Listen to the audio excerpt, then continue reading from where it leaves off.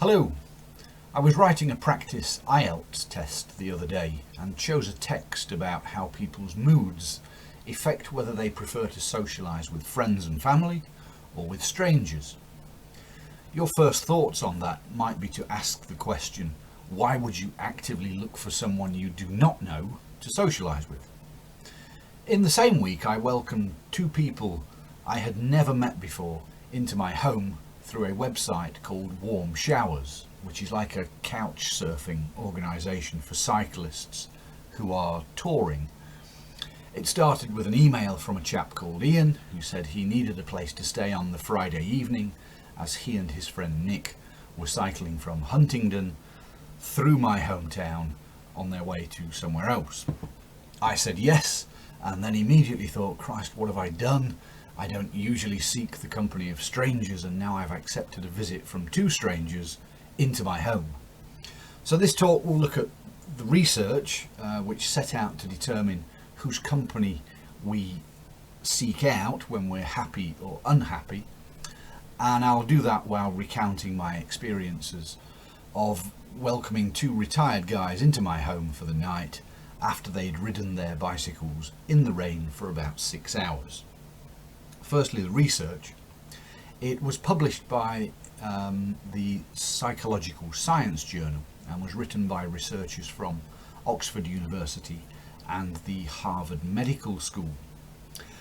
And the researchers found 30,000 people in France who agreed to use their mobile phones for a month to report three things at various times during the day.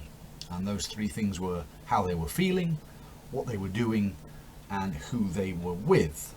And from the data the researchers collected over that month, they found that when people were feeling happy, they tended to seek social contact with people they did not know.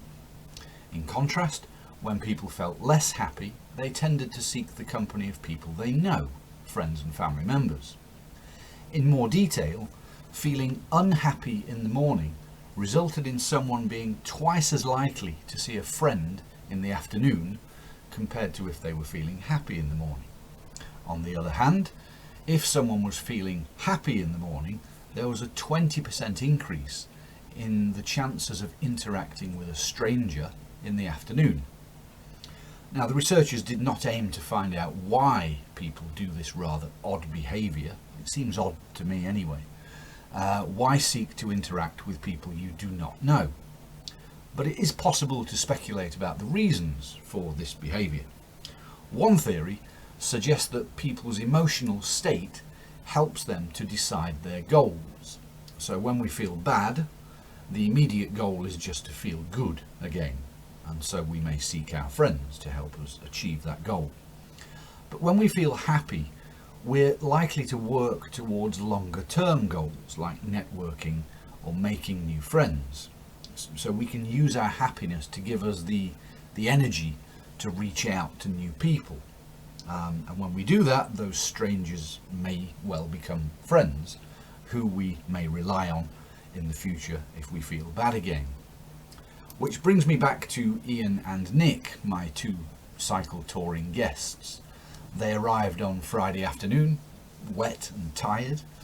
I cooked, we ate, we drank some whiskey, and we chatted about cycling, life, politics, lots of different things late into the evening. In the morning after breakfast, they left on the very last leg of their 4-month cycling tour that had taken them all around France, through Germany, Belgium and Holland. 4 months on the road. And they were cycling around 50 or 60 miles a day.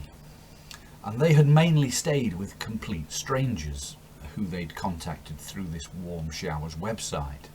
In one case, they stayed in the home of someone who wasn't even at home. He was in New York, and he told them where he'd left the key and said, stay as long as you want. In each case, they had made a new friend. And making that new friend was fairly easy because the people who offer to host cyclists on this website share the same passion, in this case cycling, so it's fairly easy to start chatting about bikes and kit and touring and stuff. Obviously, after 4 months, these guys had quite a few stories to tell. I felt absolutely privileged to have met them. And now if I find myself in the Melbourne area of Australia, I know there's someone there who can help me out. So I think my learning point from this academic article and the experience I just had was to reach outside of the everyday comforts more often, to do new and do different things, to try to meet new people, because those things all make life better. Thank you.